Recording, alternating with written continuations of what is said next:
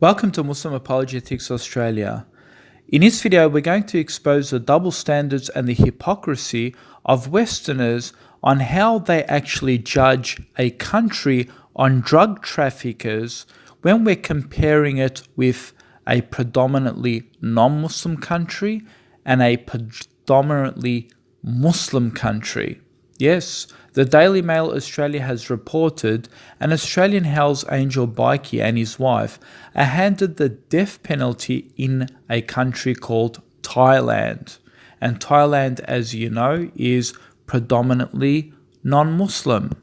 As you can see in the table of chart here, 94.50% of them are Buddhists, only 4.29 are Islam, 1.117 are Christian.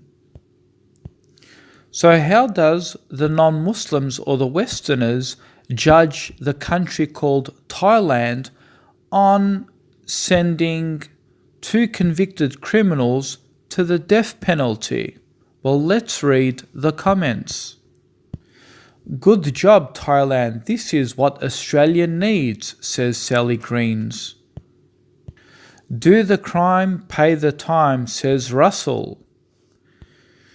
Good, no sympathy from me. They know the risks, just wish Australia would do the same, says Katrina. Sharella Spilena says, good call. Don't want them here either. Jeff Frank says, good one, Thailand. Andrew says, you do the crime, you pay the price. Denise says, how many times do people have to be told not to smuggle drugs? Do they all think they are too smart to be caught? They know what their penalties are in that country, so I have no sympathy for them. Maria says, no sympathy. People know the laws in these countries, or for quick buck or to get bad luck. Jeff says, no sympathy. So you get the gist of it, right? Now notice when it was a non-Muslim country, a predominantly non-Muslim country such as Thailand that was imposing the death penalty on drug traffickers, you saw how positive the comments were. Oh, we should have them here in Australia too. Good on Thailand, blah, blah, blah. Now let's look at another story. We have two people that are going to be executed in Indonesia. And these two people, of course, you know the story of Mayram Sukumara and Andrew Chan. And the Herald Sun actually says it's a terrible fate that they're going to their execution by firing squad. So all the sympathies are being rolled out.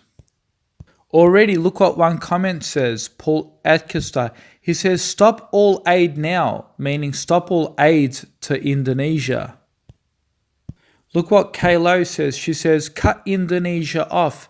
If giving them money doesn't give us any power, let them fend for themselves. Lydia Ellis says, just one of the reasons why I would never go to Bali. That country doesn't deserve 1 cent from any Aussie. Shane Schulman says, makes no sense. Lucky the Bali bombers didn't have drugs on them.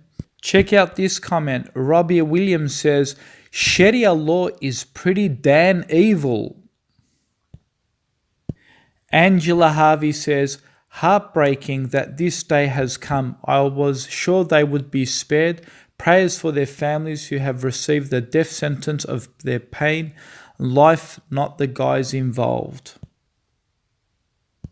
And to be fair, there were comments in there, saying that they deserve what they're supposed to get and things like this. But you see that in the previous article on Thailand, you saw that consistent total favour of the Thailand government, obviously non-Muslim government. But here you see a mixture of comments, some in favour, but most are against the Indonesian government, obviously because they're Muslim. Let's have a look at the comments here.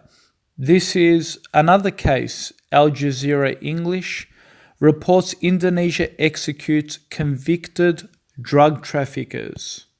This is totally a different case. There are 4 people who are being executed in Indonesia. And again, let's see the non-Muslim reactions. Gary says, no man has a right to take another life, no matter the standing of the executioner. If one crime is severe, then put them in prison and so forth. Again.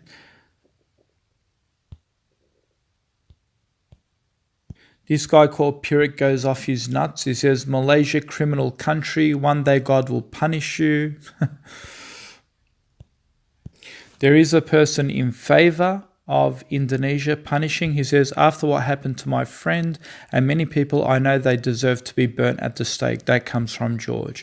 But you see that the overwhelming people, when the country at stake is actually punishing the individuals, and the country happens to be predominantly a Muslim country, you see how the comments are totally almost 90 to 95% against it. But when the country is a non-Muslim country, you see all the favoritisms and how they should get the full support. So there you have it, folks. That's the double standards right there.